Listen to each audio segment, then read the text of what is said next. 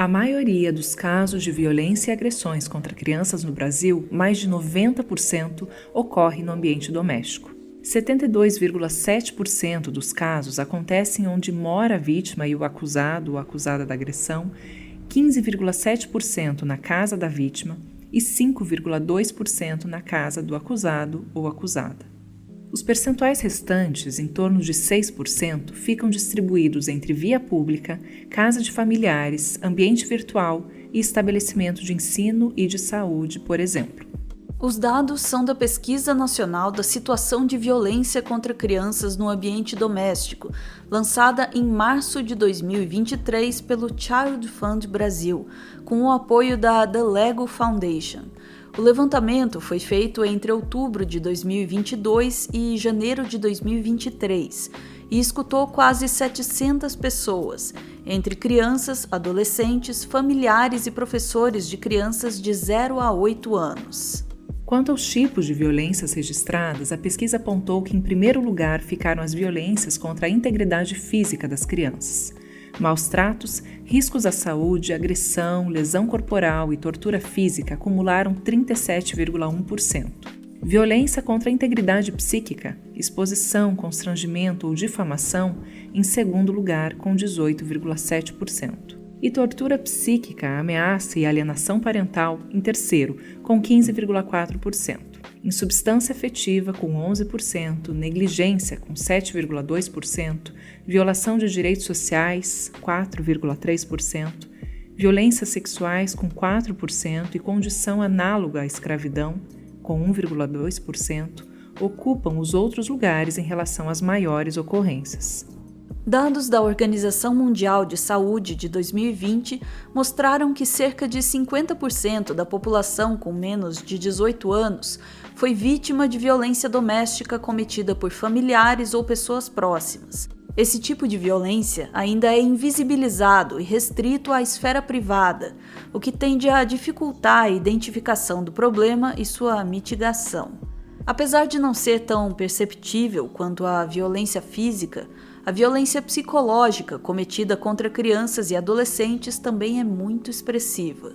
Só em 2021, no Brasil, foram registrados 186.862 casos de denúncias de violações de direitos de crianças de até 9 anos, no Disque 100 do governo federal.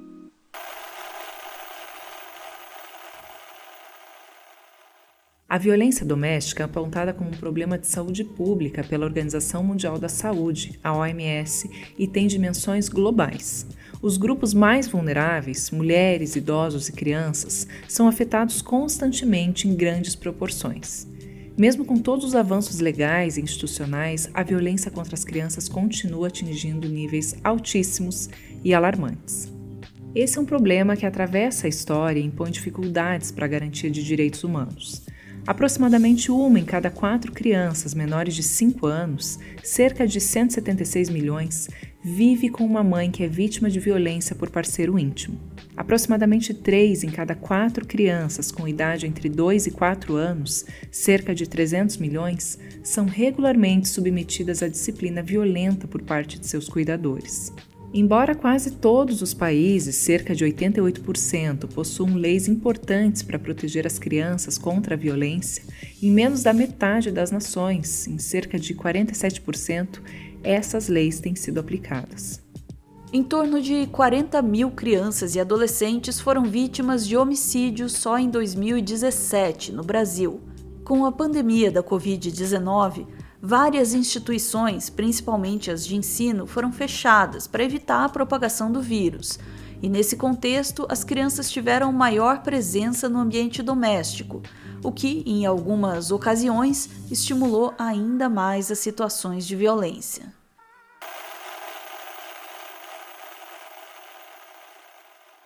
Na Idade Média, eram vistas como adultos em miniatura. Achava-se que as crianças eram diferentes dos homens somente em relação a seu tamanho e força, e por não haver distinção entre elas e os adultos, eram forçadas a trabalhar e ajudar os mais velhos nos serviços.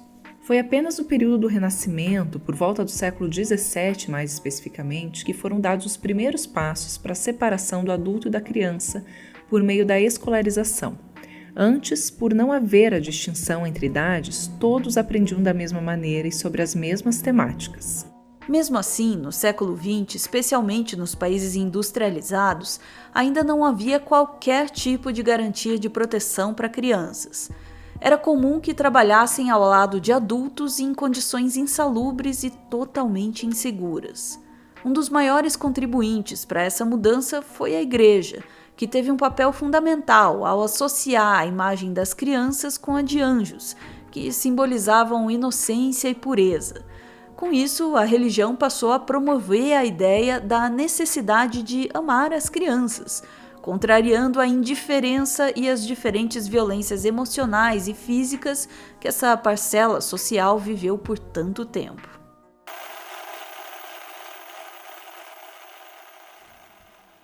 Mesmo assim, a evolução nos direitos da infância se deu de forma muito lenta.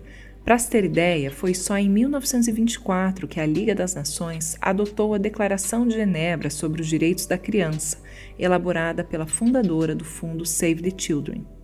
A declaração defende que todas as pessoas deveriam às crianças meios para o seu desenvolvimento, como ajuda especial em momentos de necessidade, prioridade no socorro e assistência, liberdade econômica e proteção contra a exploração e uma educação que leve em conta a consciência e o dever social.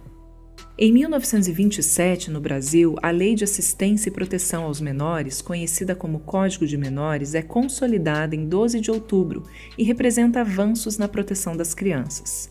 Determina que a maioridade penal aos 18 anos deve passar a vigorar em todo o país e prevalece assim até os dias de hoje. Por isso, o dia 12 de outubro é considerado o Dia das Crianças. Em 1948, a Assembleia Geral das Nações Unidas, a ONU, aprova a Declaração Universal dos Direitos Humanos, na qual o artigo 25 preconiza cuidados e assistência especiais e proteção social para mães e crianças. Em 1988, o Brasil inclui em sua Constituição um artigo específico sobre os direitos das crianças, o artigo 227.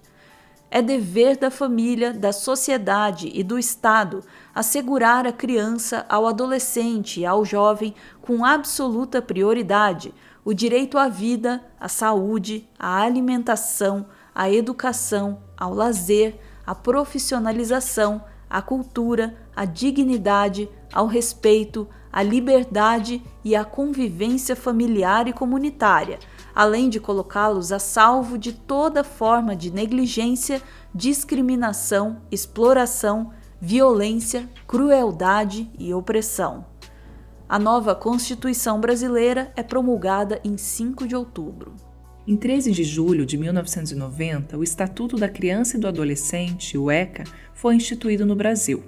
A criação do Conselho da Criança e do Adolescente é vista como um marco no que diz respeito ao reconhecimento e valorização da infância por parte das políticas públicas. Segundo o ECA, o Estatuto da Criança e do Adolescente, os principais direitos das crianças são ter uma educação de boa qualidade, ter acesso à cultura e aos meios de comunicação e informação, poder brincar com outras crianças da mesma idade, não ser obrigado a trabalhar como um adulto, ter uma boa alimentação que dê ao organismo todos os nutrientes que precisam para crescer com saúde e energia, receber assistência médica gratuita nos hospitais públicos sempre que precisarem de atendimento, ser livre para ir e vir, conviver em sociedade e expressar ideias e sentimentos, ter a proteção de uma família, seja ela natural ou adotiva, ou de um lar oferecido pelo Estado se por infelicidade perderem os pais ou parentes mais próximos, não sofrer agressões físicas ou psicológicas por parte daqueles que são encarregados da proteção e da educação ou de qualquer outro adulto, ser beneficiada por direitos sem nenhuma discriminação por raça, cor, sexo, língua, religião, país de origem, classe social ou riqueza, e toda criança do mundo deve ter seus direitos respeitados. Ter, desde o dia em que nasce, um nome e uma nacionalidade, ou seja, ser cidadão de um país. Mesmo com esse e outros progressos que ocorreram no mundo nos últimos anos, ainda há muito o que evoluir para assegurarmos condições de vida digna e saudável para as crianças. E isso passa também pelo tema da saúde mental. A infância é a fase mais importante da vida de um ser humano. mas múltiplas formas de violência física e emocional, como bem mostram pesquisas recentes, ainda continuam sendo amplamente praticadas no Brasil e no mundo. Na medida em que evoluirmos como sociedade de direitos e progredirmos emocional, educacional, intelectual e moralmente, esse cenário ainda caótico vai começar a ser transformado. Cabe aos pais, aos educadores, mas também a toda a sociedade lutarem para que esses avanços não fiquem apenas no papel. Ainda há um longo caminho pela frente.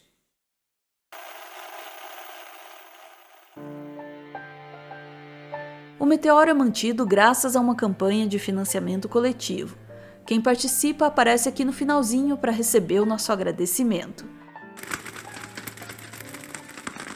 Hoje a gente vê o Alexandre que manda uma mensagem para a Larissa. Larissa, meu amor, muito obrigado por esses 5 anos ao seu lado. Você é a razão da minha alegria e vontade de acordar a cada dia. Que possamos continuar construindo nossa trajetória juntos por muitos e muitos anos. Te amo demais.